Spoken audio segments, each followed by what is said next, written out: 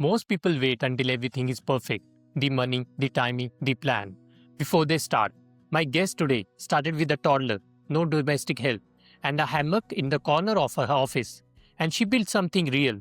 Reena Lebanan, founder of Happy Hive Solutions. This is breaking the script, and this one hits different. Reena, my first question to you: most of the people who build companies, so whoever started their own business, they're escaping something, so they try to be financially independent, or they don't like their boss, or they're not liking the version of themselves, so they want something else from their life. When you started Happy Hive, what was your thing that you are escaping? That's a very good question because honestly, when we started Happy Hive, it was that word is to escape the traditional environment of working for us. So when I had a child in my previous work, it was welcoming until it wasn't anymore. So for me that was like a non-negotiable. I wanted to be a full-time parent and I also wanted my career and I wanted to do both at the same time and I needed something to afford me of that kind of lifestyle. Never mind the struggle that comes with it because we know how hard it is to have a business and we know how hard it is to be a parent at the same time. All those things, we were ready for those things. The challenges were more than worthy, more than worth it for us because it's something that we wanted for our lives at that certain point in time. We needed that sense of belongingness, sense of inclusion, that assurance that we had that option as women, as mothers, as entrepreneurs. Okay, that's pretty good. So how's the thing with your family, with your partner?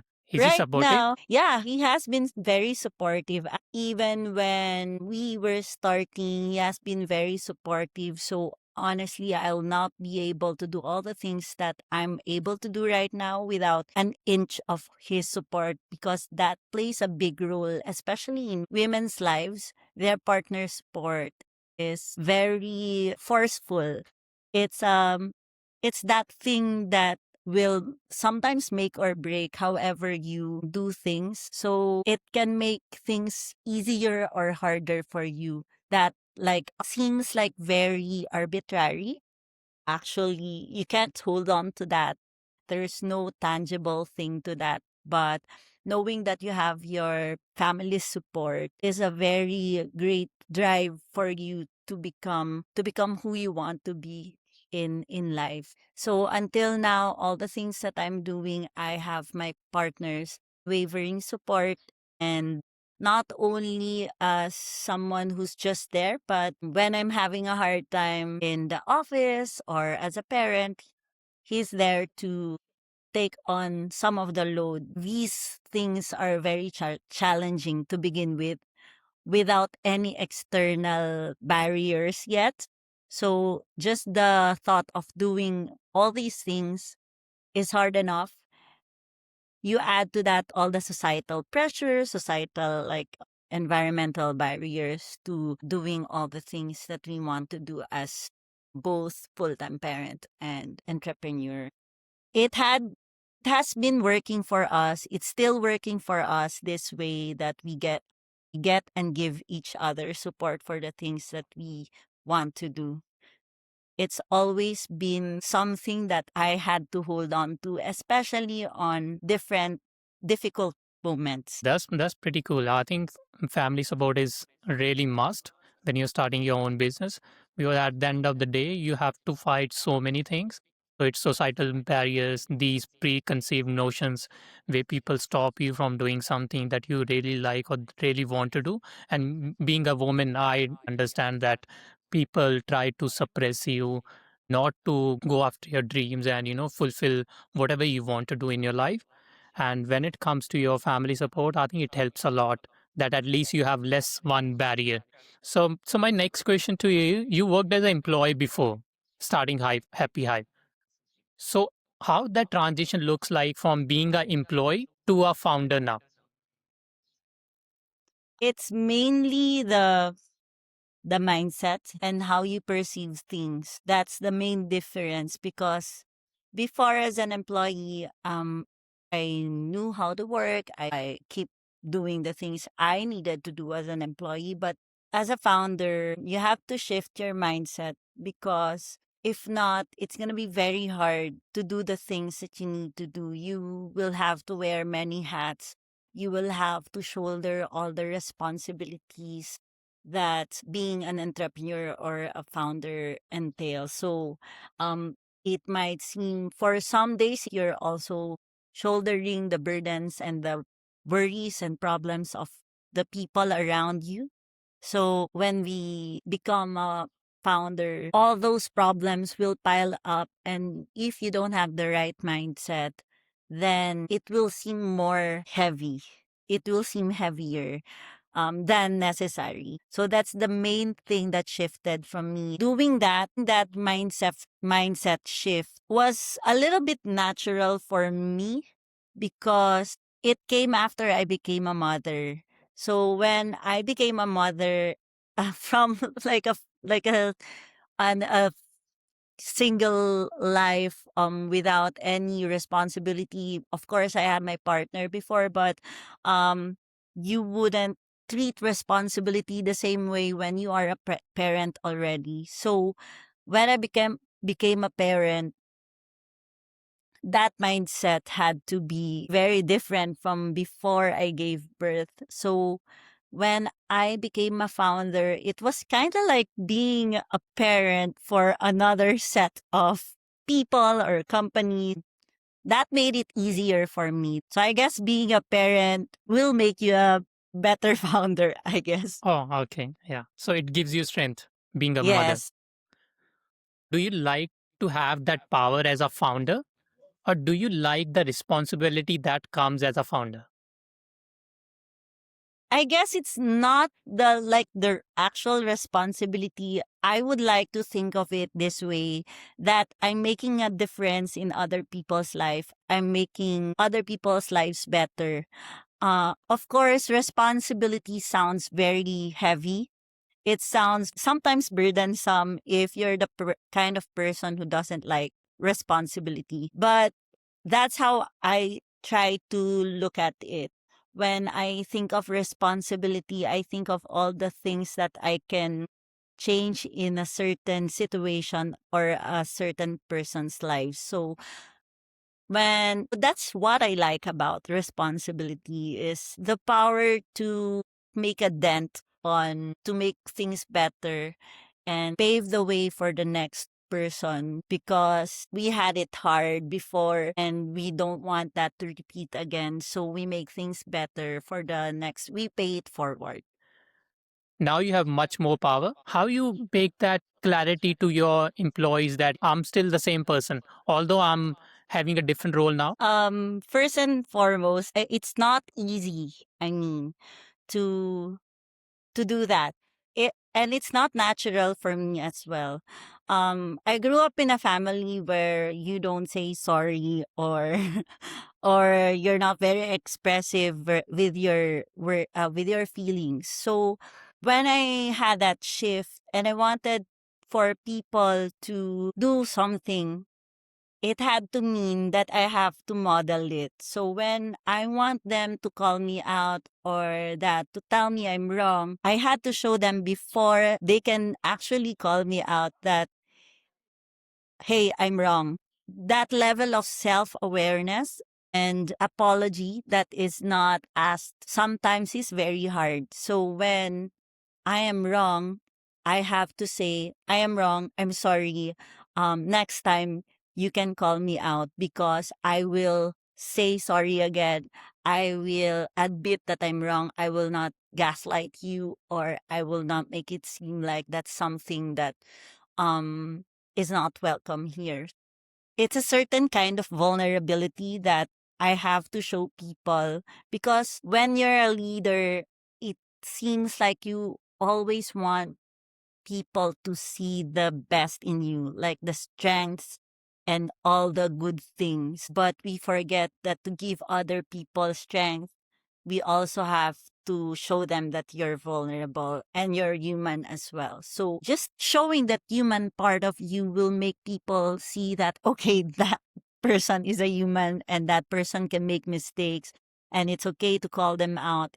It's okay. They will apologize after that. Even before, even before they can call me out, I have to show that this is how to call me out next time. I will make mistakes. I will make me fast, but I will apologize fast as well. So we can move on from it more efficiently. They are like showing that power and they want to be unapologetic and they don't want to say someone that, I made a mistake. They always that it's on the team and on the people who works for them. Most of the people, when they start their business, they start by themselves. So they started alone or either they bring one partner. But when you started Happy Hive, you brought four people with you. Oh, what do you know about collaboration that other founders don't know? Before I started Happy Hive, I went to one co-founder first. So that's Cheska. So when I discussed with her, I have a lot of ideas. Usually I'm the one who brings the ideas on the table, and she's the person who plans everything around, who organizes all the clutter that I throw at her. So that's how we worked before. We had like an existing friendship and working relationship as well. So when we were sure that we knew how to work with each other and that working relationship will not only affect our friendship but make it stronger, we agreed to work with each other, make the values known, um make the culture clear for us what it will mean for us if we make another company. After we talked about it, she said, okay, we need these kinds of people. It was really a collaboration at first. I didn't want to do it all alone because I knew I needed a lot of support when we were starting. It was never a question of, okay, I'm going to do this alone. That's incredible. Like, say, working with other people, and then you have that conflict of thoughts that you don't agree with them. There are so many things that you disagree with each other. And now you come, like, say, four people together, you're building a company. I have a huge respect of those people who can work together because we come from a world where everyone is having their own opinions.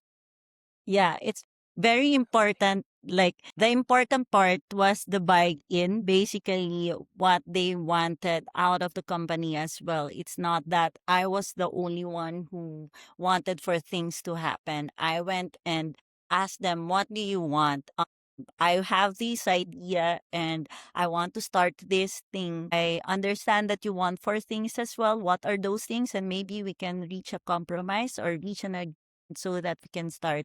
The very important factor was that we agreed everything can change aside from the values and culture. The values and culture will be ironclad and will not change because that's something very near and dear to our hearts.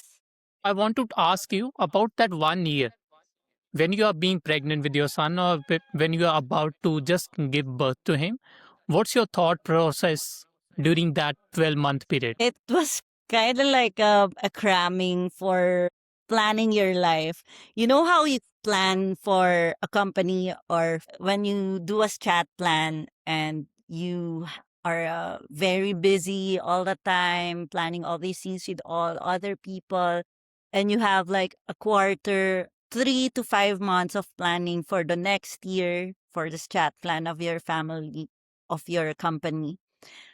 In my head, I was doing like a chat plan for my life, for how should my life be different, because I had to accommodate the presence of another person that I will be bringing into this world. So I knew from that moment on that I couldn't be like a regular employee because I had these things that I want for my life. I wanted to be that hands-on parent.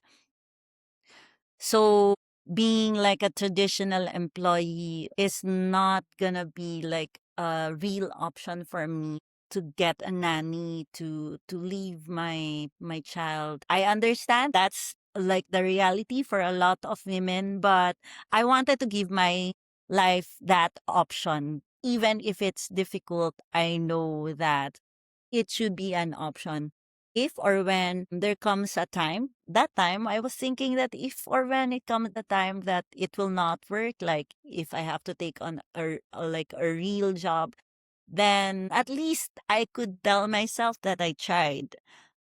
But when I kept trying, it kept on working. So I just kept on going. That 1 year while I was pregnant, I had to talk to the people around me, to my boss at that time, like I'm gonna have to change my life. I'll have to resign because you would want like an employee who will be here all the time at a certain period of time, like 8 to 5 or 9 to 6. And having another person that will rely on me will not afford me that anymore. So I have to give myself that. So I'm giving you like ample time to decide on it. So that's why after I gave birth, they offered me a partnership with the opportunity to bring my son to work and to like do the thing I want at the same time, like be a mother and be an entrepreneur at the same time. There was like a massive shift in how I needed to treat my life.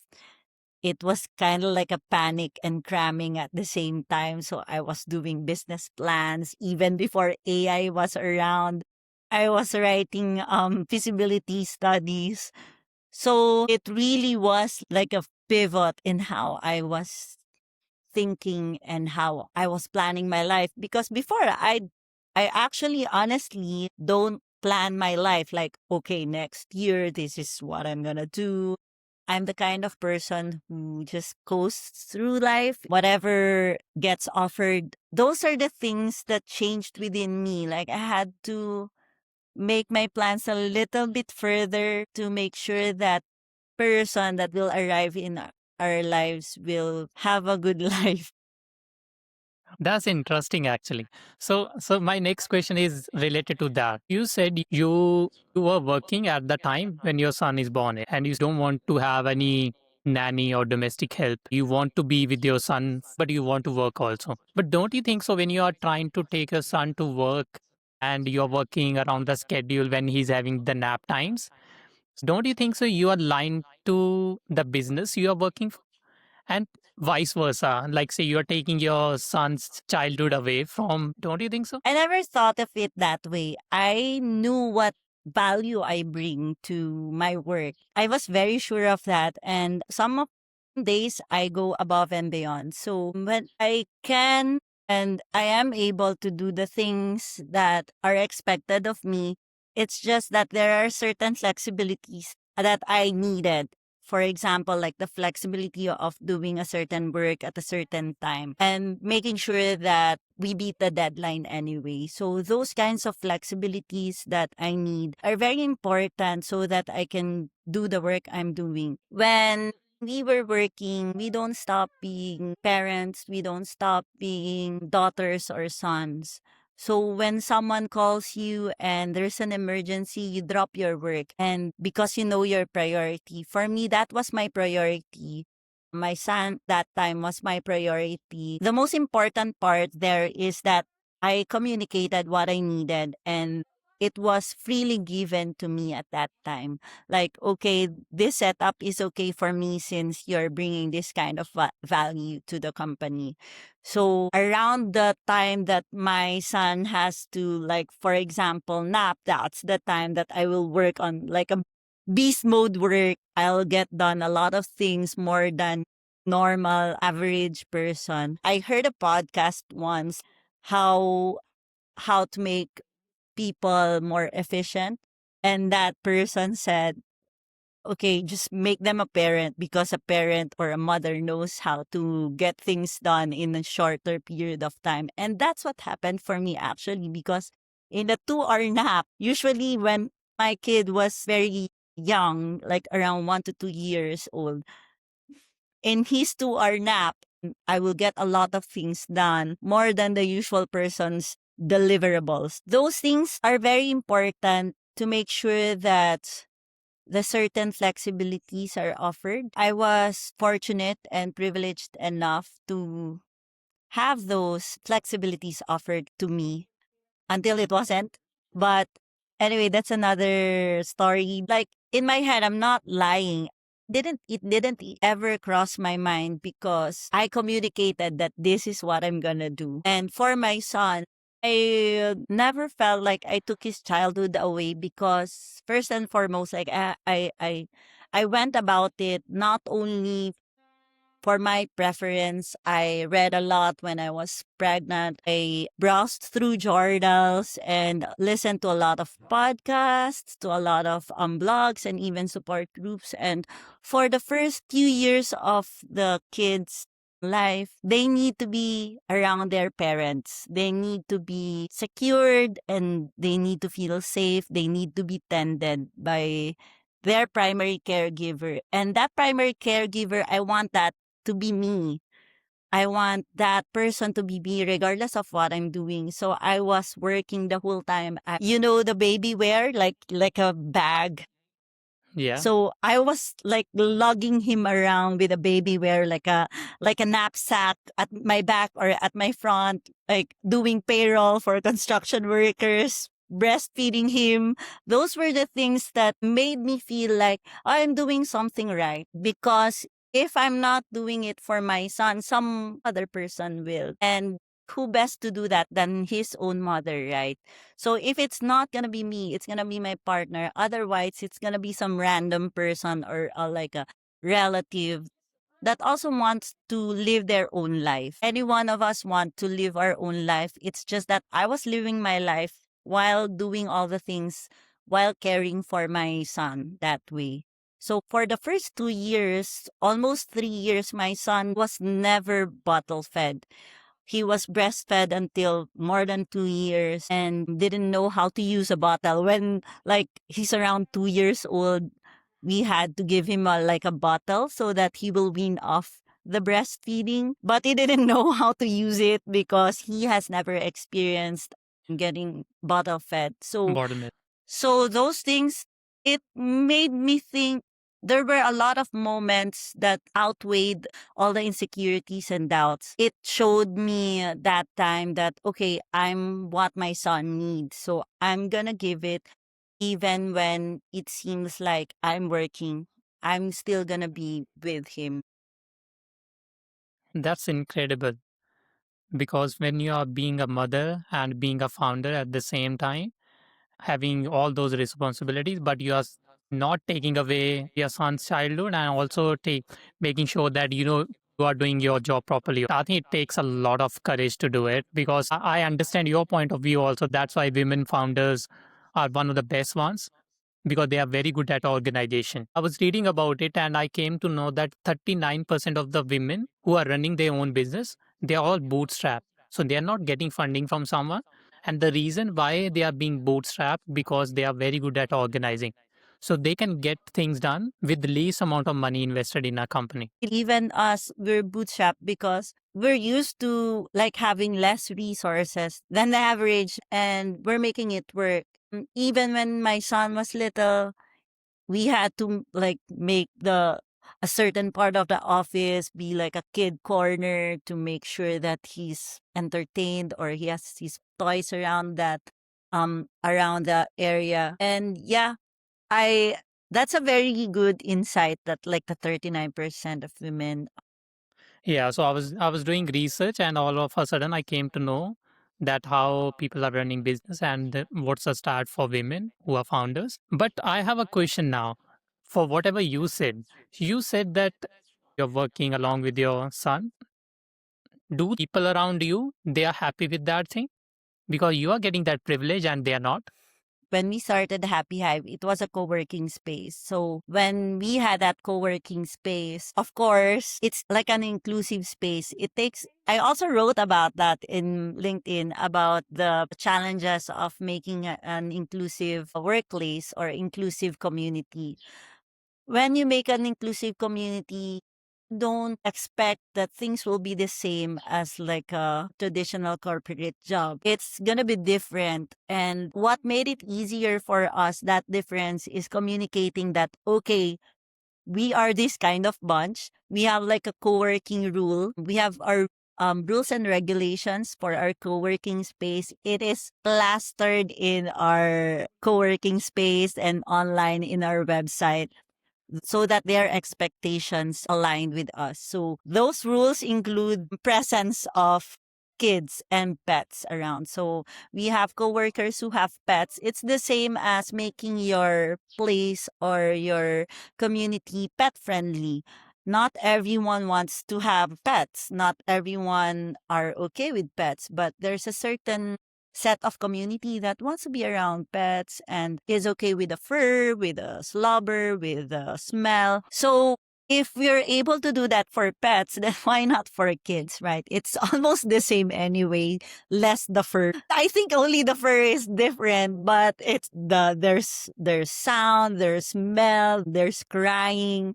You just replace the crying with the barking and you get like a pet friendly and a kid friendly space. Yes, it might be bothering or it might be inconvenient for some people. That's why for those kinds of people, we tell ourselves and we tell them, okay, this might not be the place for you, and that's okay. Because there are lots of other places like that. Honestly, it's actually that's the normal for a place that you're looking for without pets, without kids. There's a dime a dozen around that. There's a lot of co-working space who wants to be quiet in the common room. But here in Happy Hive, we still have like quiet spaces, but our common area is very lively. Like you have people who laugh so loud. You have kids running around, paper airplanes flying around, and you can pet the dogs, and sometimes there are cats. It's just a matter of alignment and early communication, the timing of communication when we tour people around our co-working space. Okay, this is the common area. This is where people are loud and are moving. We are pet friendly. We are kid friendly. So that is actually a plus for other people who's looking for that kind of environment. So it's not like a minus for them. Like, yes, I'm privileged this way, but the beauty of it is I'm passing on the privilege so that time will come that it will be normalized. It will not become a privilege anymore. It's gonna be so normal that people will not think of us quirky anymore because inclusivity is not, it has been streamlined already. But isn't that distract people around you when they are working with such an environment and you're working on something that really needs your focus and attention? And all of a sudden now you are like, say, having a pet on your side, or they started barking or some other distraction. Doesn't it distract people when they're working and it affects the efficiency and productivity of the team? Yeah, sometimes it distracts people, definitely. Like if even just like a mother walking with a cute baby, not doing anything, it will distract you like, oh, there's a cute baby. But that's what makes us human. We're not robots to work the whole time. We need breaks in between, and those kinds of breaks, it will recharge us instead of distracting us perpetually. We see it as okay, just the right amount of distraction to recharge us to work better. When people feel better, when people feel energized, they give more productivity. It doesn't mean that we don't have understand that focus is very important. That's why we have like rooms that are dedicated for like focused meetings or work. If you're the kind of person who needs a focus for a certain day, for that day you have meetings, you have deadlines, then you can go to the room. But for our common area, yeah, that's the place to get distracted. Okay. So you have this core idea that you want to build a community that works together, not compete with each other, right? Yeah. So you're Yes. one of those people who say that we have to work together, not to compete with each other.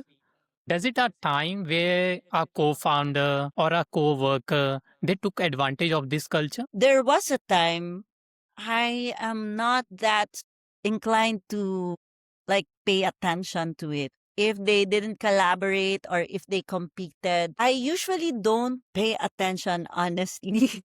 I'll reframe my question. So I want to ask you that now you want to build a community, you want to build a workspace where everyone should be working together, not competing with each other. Yeah. So when everyone is working together, there will be some people who are like, because we are working together, I'll like say delegate my task to someone else because we are working together. Now Mm. it's all the unanimous effort, not the single person effort. So maybe one person is giving less than what they meant to. Do people take advantage of that culture? Sometimes, of course, sometimes, especially if things are not clear on who should own something or not.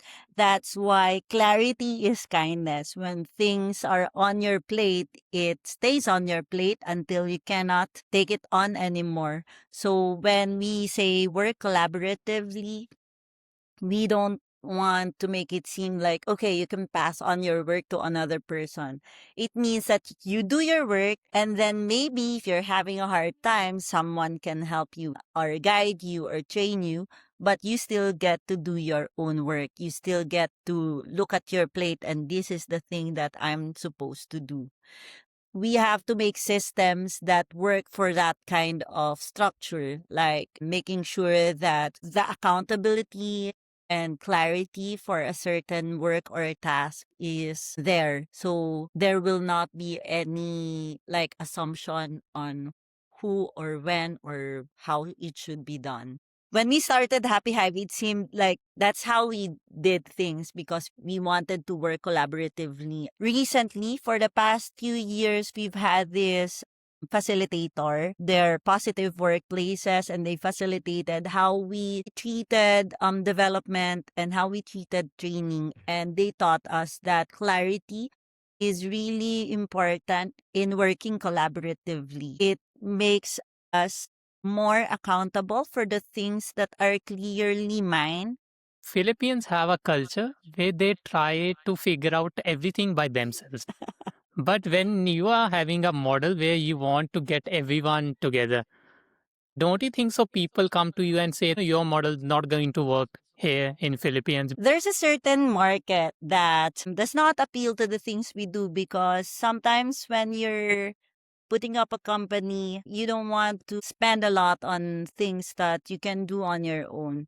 And that's okay because those kinds of people are not our market. Basically, we want to work with people who know what value we bring to the table. So that's great for them. Actually, we want to support those kinds of people who do it themselves. We want to empower those kinds of people, especially here in the Philippines where it's very hard to set up a business. It takes like a several months and several hoops to just get a certain like a course. So for those kinds of people, great job for them. We want to support them. We want to make sure that what they do is right and that they it will not be a trap. But for the people who see the value in what we do, that's where we focus. So those are the things that we had to focus on because we kind of felt that way here in the Philippines, especially that people want to do it for themselves, and that's okay. That's what makes our service more valuable, is because when people go to us, they're sure already that they don't want to do the things that we are doing. To be honest, I wasn't expecting that answer from you. I What thought were you're you gonna come with expecting? something. So I was expecting that you are going to answer it in a way that maybe we are trying to get this culture for everyone. But the way you put it in words by saying that you don't have that particular market, we respect other people who work in a different way, but we provide value with this culture. If someone happy with that culture, they can adopt that system. Otherwise, we are happy to just serve this particular market. So we are not Yeah. target overall culture, we are targeting just our audience which wants that culture of collaboration. Yeah. we're not advocating for all moms to like bring their kids to work. We just want to make it as an option. We want to make that option possible for people who want to do it the way Want to we do it. did. So if you don't want to do it, great job for you. Good job. Best of luck. And we're supporting that kind of lifestyle as well. But for those who want and who didn't have that option, we are now making it an option. So that's how we do for our services as well. So, what is the most common advice that female founders get from people that is harmful and completely wrong? Mm. Usually, it's like a general, like a pattern of, okay, this is how things have been done. So that's how we usually, okay, but we want to do it differently. So in my head, those kinds of advice are well-meaning. We understand that things have been done in a certain way and that works for a certain time, for certain people, for certain groups. It's harmful for us, not really harmful, but if we follow those kinds of advice, then we wouldn't be doing things differently. We wouldn't be doing things according to how our lives required us to do. So it would be harmful because it will mean surrendering the kind of lifestyle we wanted for ourselves and instead just do the things that have been happening or have been done before us. We want to do things differently this time. We want to make sure that more options are offered to workers, to women, to mothers. If those options are not available before, we will make it available now. And the way we've been doing things are different and we're not okay with it. That's why we're changing things. Okay. So, my last question to you before we wrap up everything. So, imagine a 25-year-old working in your company right now, yeah? 10 years from now, that person called to a conference or to a place where they have to give a speech. So what do you want that person to say about Happy Hive after 10 years, that how that culture shaped her, or what experience she got from Happy Hive, or what kind of a person she became today because of those 10 years she worked for Happy Hive? What do you want that person to say? I just want that person to say that Happy Hive changed my life for the better. Not in terms of, well, hopefully in money, but not mainly because we gave something different. We gave a better option than what's out there right now. Thank you so much for doing this. And I just want to say that you are inspiring so many people out there. So many girls who wants to start their own business or who wants to get out of that comfort zone and out of those preconceived notions that women can't run a business or they can't do something that men can do. And I think you are inspiring so many young girls in Philippines and I think around the world that you can do whatever you want to do in your life. You should not be dictated by someone that the life should be lived in such a way only. There are so many others way you can do all those things. It's incredible and it's so inspiring also. Even for me also, when I was researching about your story and all of a sudden I came across all those data and how you became a mother and from mother you became a founder and going through all these challenges and in a culture where it's not normalized to run a company or to be a mother also at the end of the day and run the business. So it's inspiring for me also. And I really appreciate that you did this thing with me. Thank Thank you you so so much. much, Jatinder. I appreciate the conversation as well. I didn't expect some of the questions, and it really made me look back and think of all the things that I went through. Some good and some not good, but all in all, it was very inspiring to talk with you as well. It was very refreshing to look back at all these memories with a different view because where I am right now is different from where I was like few years ago. So it's good to look back on this time. Thank you. I really appreciate that. Thank you so much. If this hit for you, share it with one person who needs to hear it. That's how this show grows. Not through algorithms, through people who actually give a damn. Subscribe, leave a review, and I'll see you in the next one. This is Breaking the Script.